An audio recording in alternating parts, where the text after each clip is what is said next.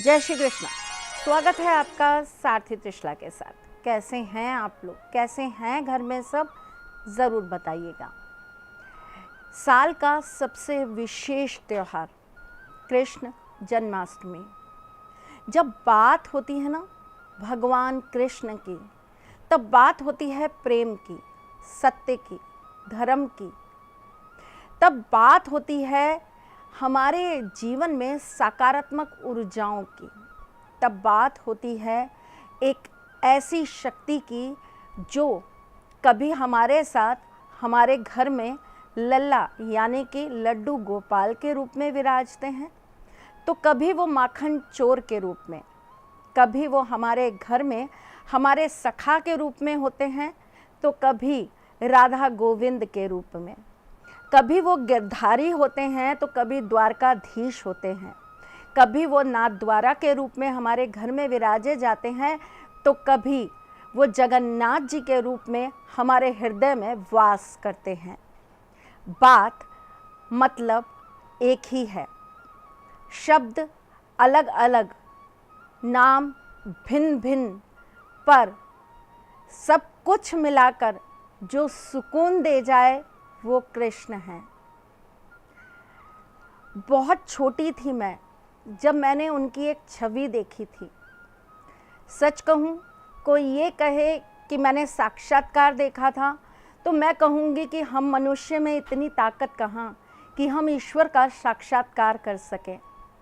हमारी आँखों में इतनी रोशनी कहाँ कि हम उनकी चमक को अपने अंदर बर्दाश्त कर सकें। हमारे हृदय में, हमारे पूरे शरीर में इतनी गति कहाँ कि हम उनके वेग को संभाल पाएं।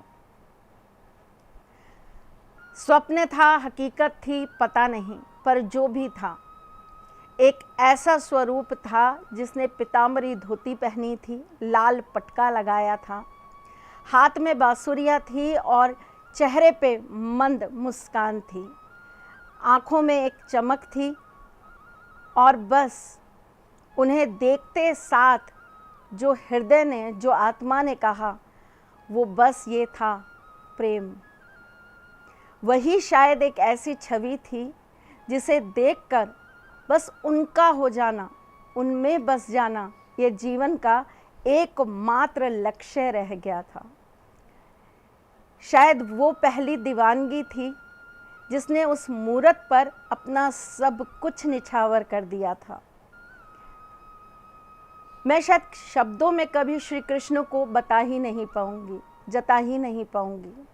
जो मेरे बहुत करीबी लोग हैं वो ऐसा कहते हैं कि आपकी आंखों में वो दिखते हैं जब आप उनका श्रृंगार करती हैं, जब आप उनकी बात करती हैं, जब आप उनके समक्ष होती हैं।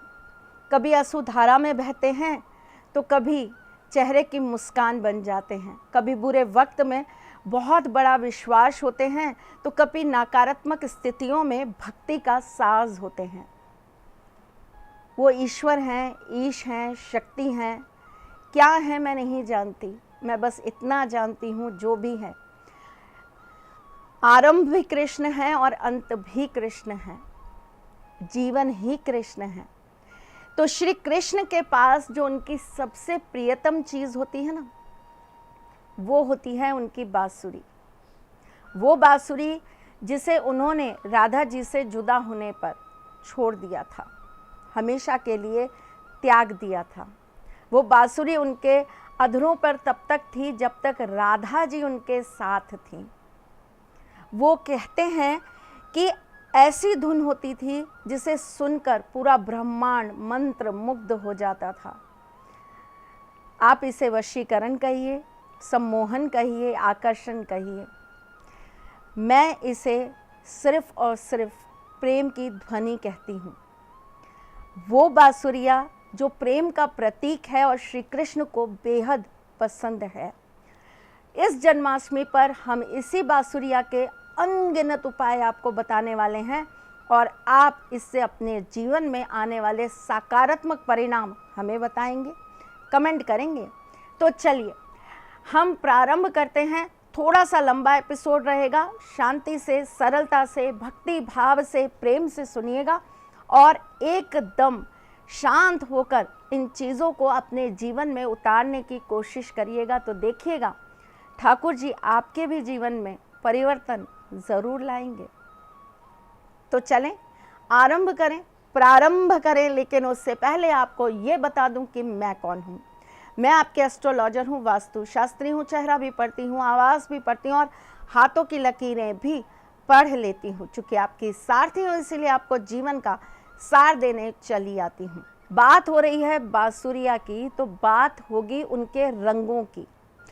बच्चों का पढ़ाई में मन नहीं लगता या उनके अंदर बहुत ज़्यादा भटकन रहती है, तो उनके कमरे में आपको गोल्डन कलर की बांसुरी, 5 बांसुरी गोल्डन कलर की लगा के रख देनी चाहिए। ऐसा करने से उनका कंसंट्रेशन, उनका विवेक, उनका ज्ञान और उनके जीवन में सही दिशा उन्हें जल्द प्राप्त होती है। अगर आपके घर में नकारात्मक शक्तियों का वास रहता है, हमेशा घर में कलह रहते हैं, लड़ाई झगड़े होते हैं, आपस में मनमुटाव रहता है, तो घर के मुख्य द्वार पर आप 2 लाल कलर की बांसुरियाँ लगा दीजिए।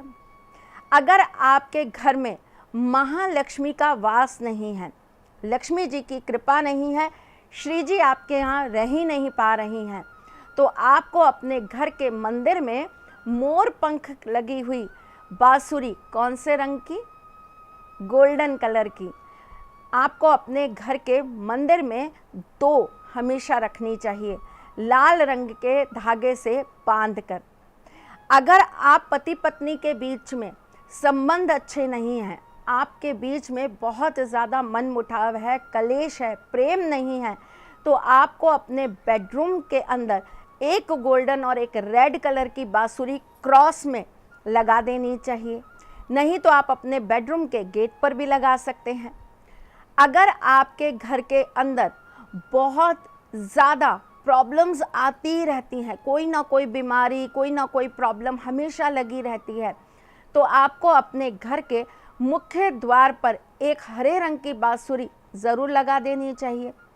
आपके किचन में भी आप एक हरे रंग की बांसुरी लगा कर रखिए। ऐसा करने से अगर आपको एसिडिटी की, पेट संबंधी दिक्कतों की, किसी भी तरह की प्रॉब्लम्स है ना, आपको इससे निजात ज़रूर मिलेगा।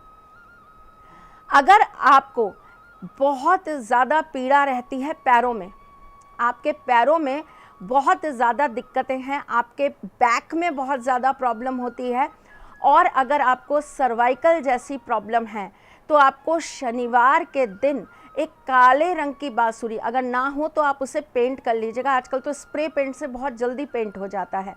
ब्लैक कलर की बांसुरी को आपको एक मुट्ठी काले तिल के साथ में पीपल के पेड़ के नीचे रख देना चाहिए। ऐसा करने से आपका ये जो प्रॉब्लम है ये बहुत जल्दी आपको राहत दे देगा। गठिया बाई की भी अगर आपको दिक्कत हो ना, तो भी आपको ये कार्य ज़रूर करना चाहिए।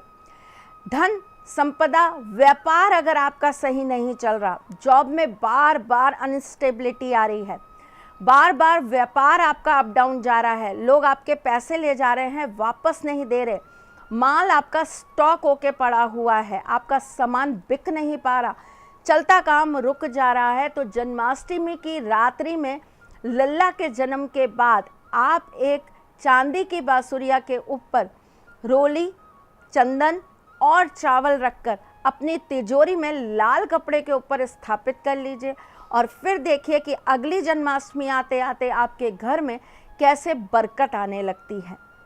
अगर आपके घर के अंदर आपको बच्चों को लेकर पीड़ाएं हो रही हैं, या बच्चे आपके हो नहीं पा रहे हैं, आपका वंश रुक गया है, या बच्चे आपको बहुत ज़्यादा परेशान कर रहे हैं, तो आपको जन्माष्टमी के दिन 7 हरे रंग की बांसुरियाँ ठाकुर जी के मंदिर में जाकर चढ़ा देनी चाहिए। अगर आपके जीवन के अंदर बार बार रुकावटें आ रही हैं, तो जन्माष्टमी की रात्रि में जन्म के बाद, अब आप ये कहेंगे कि कब हो रहा है जन्म, तो मैं आपको एक चीज़ बता देती हूँ। हम लोग 6 तारीख को, 6 सितंबर को जन्म कराएंगे, क्योंकि उसी दिन रोहिणी नक्षत्र आ रहा है, और ठाकुर जी का जन्म रोहिणी नक्षत्र में हुआ था। पर कुछ लोग हैं जो 7 तारीख को जन्माष्टमी मना रहे हैं, पर मैं आपको जो उपाय बता रही हूँ वो आपको 6 की रात्रि में करना है, क्योंकि आप लोग जो भी उपाय करेंगे उसके लिए एक विशेष अर्जी ठाकुर जी को लगेगी, और आप जब ये उपाय करेंगे तो ये उपाय आपको ज़रूर लगेगा ही लगेगा। इसलिए आप 6 सितंबर की रात्रि में ये कार्य ज़रूर करें। पीरियड्स आ रहे हों तो आप नहीं करेंगे, घर के किसी भी सदस्य से करा सकते हैं, अपनी मम्मी से, अपने पापा से, अपने भाइयों से, अपने पति से, अपने बच्चों से। अगर फिर भी किसी कारणवश आप नहीं करा पाते हैं या नहीं कर पाते हैं, दिए गए नंबर्स पे कॉल करेंगे और आप अपनी समस्या, अपना नाम और अपना गोत्र बताकर ये क्रिया हमारे ब्राह्मणों द्वारा भी करवा सकते हैं। चलिए, करना क्या है आपको, जन्माष्टमी की रात्रि में लल्ला के जन्म के बाद यानी कि 12 बजे के बाद आपको बांसुरी के अंदर शहद भर देना है और इसे जाकर सुनसान जगह पे गड्ढा खोदकर आपको दबा देना है। जीवन की रुकावटें खत्म होने लगेंगी, सक्सेस मिलने लगेगी, नाम, यश, कीर्ति आपके जीवन में हमेशा पर्याप्त मात्रा में बना रहेगा। अगर आपके घर में प्रेम नहीं है, आपका आपस में एक दूसरे के साथ मन नहीं मिलता, एक दूसरे से हमेशा मन मुटाव रहता है, तो आप लोगों को चावल का एक डिब्बा ले लेना है, साबुत चावल लीजिएगा। उसके अंदर आपको 2 कौड़ी के साथ एक बांसुरी दबा कर रख देनी है और उसके ऊपर आपको लिख देना है क्लीं कृष्णाय नमः। रोली से लिख सकते हैं, चंदन से लिख सकते हैं, अष्टगंध से लिख सकते हैं। जन्माष्टमी की रात्रि में अगर आप बांसुरी के अंदर चावल भरकर इसे पीले कपड़े में लपेटकर ठाकुर जी के मंदिर में दे आते हैं या उन्हें भेंट कर आते हैं, तो ऐसा करने से आपके जीवन में प्रेम हमेशा बना रहता है। बांसुरी के अंदर अगर आप अष्टगंध डालकर एक पर्ची पे लाल पेन से उस व्यक्ति का नाम लिख दें जिससे आप प्रेम करते हैं, और बांसुरी में रखकर आप इसके ऊपर लाल रंग का धागा लपेटकर ठाकुर जी के मंदिर में भेंट कराएं, तो देखिएगा आपका प्रेम आपके साथ हमेशा रहेगा, कभी आपसे जुदा नहीं होगा, कभी आपसे खफा नहीं होगा। उपायों का मतलब क्या होता है? बहुत लोग कहते हैं हमने ये किया, हमने ये किया, हमने ये किया, हमें इसका कोई रिजल्ट नहीं मिला। आप उपायों से क्या समझते हैं? उपायों का मतलब ये नहीं है कि आप कैसे भी मन से, कैसे भी भाव से बस चीज़ें कर आएंगे और ईश्वर आपकी सुन लेंगे। तो मैं आपको एक बहुत अच्छी और बहुत सीधी बात सिखाती हूँ बच्चों। उपायों का मतलब होता है ईश्वर से जुड़ाव। जब भी आप कोई उपाय करेंगे, आपका सीधा जुड़ाव आपके ईश्वर से होगा। मेरे यहाँ आज तक कोई ऐसा उपाय नहीं है जो किसी बच्चे का ना लगा हो। इसका मतलब ये है कि मेरे भाव, मेरी भक्ति, मेरा प्रेम मेरे ठाकुर जी के लिए पूर्ण है, समर्पित है, सत्य है, उसके अंदर कोई किसी तरह की नकारात्मक सोच नहीं है। आप जब तक अपने आप को, अपने ईश्वर को सौंप नहीं दोगे, उपाय काम कैसे करेंगे? एक बार हाथ तो दे के देखो, एक बार खुद को ठाकुर जी को देकर तो देखो, फिर देखो वो कैसे चले आते हैं। वैसे तो एपिसोड बहुत लंबा हो गया है, लेकिन ये मैं उन लोगों के मुंह पर एक तमाचा ज़रूर मारना चाहूँगी जो लोग ये कहते हैं कि हम उपाय करते हैं और हमें नहीं लगते। कैसे नहीं लगते साहब? मैं आपको एक कहानी सुनाती हूँ। आप कभी जगन्नाथपुरी गए हैं? आपने कभी ठाकुर जी की, जगन्नाथ जी की रथ यात्रा देखी है?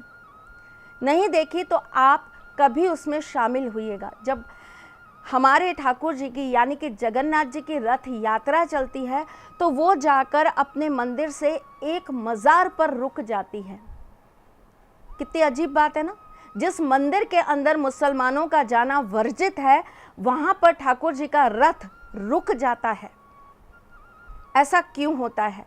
क्योंकि ये एक कहानी है कि एक मुसलमान भाई था, उसकी तबीयत बहुत ख़राब थी, उसे कहीं से किसी भी तरह से जीवन में अपने कोई दवाइयाँ असर नहीं कर रही थी। तो उनकी माँ ने उनको बोला कि आप विष्णु नाम का जाप करो, इसको करने से आपको दवाइयाँ असर करने लगेंगी। उस बच्चे ने ऐसा ही किया और उसे जीवन के अंदर उसका असर मिलने लगा। जब उसे इतना प्रेम, इतनी भक्ति और इतना अपना ठाकुर जी के साथ जुड़ाव नज़र आया तो उसने कहा मैं जगन्नाथ जी के मंदिर में जाकर उनके दर्शन करना चाहता हूँ। तो जब वो मंदिर पहुंचे वहां पर लोगों ने उनको अंदर नहीं जाने दिया, क्योंकि पूरे भारत के अंदर सिर्फ एक जगन्नाथ मंदिर ही ऐसा एकमात्र मंदिर है जहां मुसलमानों का जाना वर्जित है। आपको शायद पता होगा राहुल गांधी को भी वहां नहीं जाने दिया था। तब ऐसी स्थिति में वहां पर उन्हें नहीं जाने दिया गया, तो वो अपने प्रभु की भक्ति और उनके प्रेम के लिए वृंदावन आ गए। अब उन्हें पता चला कि ठाकुर जी की यानी कि जगन्नाथ जी की रथ यात्रा हो रही है, तो उन्होंने कहा रथ यात्रा में तो मैं भी जाऊंगा, मैं ज़रूर शामिल होऊंगा। वो गाड़ी में बैठे, लेकिन उनकी तबीयत बहुत ख़राब हो गई और वो वहाँ पर पहुँच नहीं पाए, समय पर नहीं पहुँच पाए। जगन्नाथ जी का रथ निकला और आप विश्वास करेंगे वो रथ एक जगह पर आकर रुक गया और वो वहाँ से तब तक नहीं चला जब तक वो भाई वहाँ पहुँच नहीं गया। ठाकुर जी ने अपने भक्त को दर्शन देने के लिए अपने रथ को वहाँ पर रोककर खड़ा कर दिया।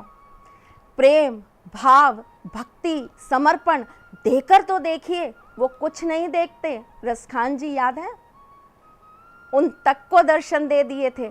आप सनातन धर्म के होकर ये बात करते हैं, जबकि और धर्म वाले भी कृष्ण प्रेम को समझते हैं, जानते हैं, समर्पित होते हैं। आपके मुखमंडल से ऐसी बातें शोभा नहीं देती। एक बार वो प्रेम अपना दिखाइए तो सही। मेरे गोविंद हाथ ना दें तो फिर बताइए, कमी आप में है जो आपके उपाय पूर्ण नहीं हो पा रहे। कमी आप में है जिस वजह से ईश्वर अपना आशीर्वाद आपको नहीं दे पा रहे। किसी और को दोष देने की बजाय और ज़्यादा प्रेम, और ज़्यादा भक्ति, और ज़्यादा समर्पण देकर तो देखिए। वो मीरा के कृष्ण हैं, वो गिरधर गोपाल हैं, वो हम जैसों के स्वामी हैं, हम जैसे उनके चरणों की धूल के दास हैं। तो आप सोचिए, आप करेंगे तो वो आपको क्यों नहीं अपनाएंगे। वो तो परायों को भी गले लगा लेते हैं, दुश्मनों को भी माफ़ कर देते हैं। आप तो उनके अपने बच्चे हैं। एक बार वो प्रेम दिखाइए तो सही, एक बार हृदय से उनका नाम पुकारिए तो सही। एक आवाज़ पे खड़े आएंगे, इसीलिए तो टेढ़े खड़े रहते हैं कि जैसे ही भक्त बुलाएंगे मैं तुरंत दौड़ जाऊंगा। करिए तो सही, ये प्यार लाइए तो सही। मेरे गोविंद आपके हर कार्य पूरे करेंगे।